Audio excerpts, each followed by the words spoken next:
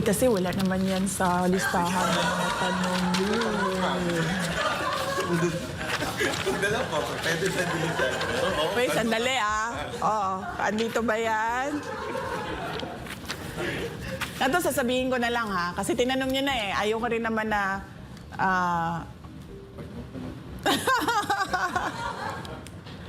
May nirecruit ako. Hanggang dyan lang Hanggang dyan lang ang sasabihin ko. Nirecruit ko siya last year pa. Kaso, wag na muna natin yan pag-usapan.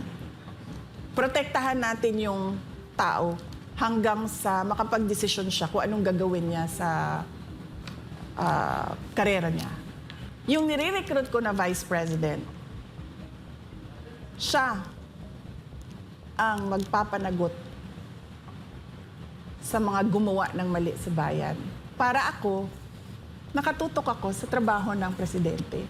So this bolsters the position ni Imee as the VP na pinili ni Sara.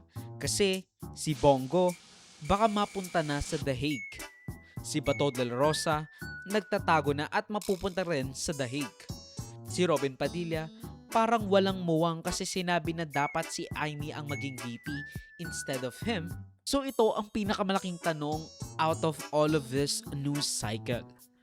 Masisikmura ba ng mga DDS na iboto ang isa na namang Marcos?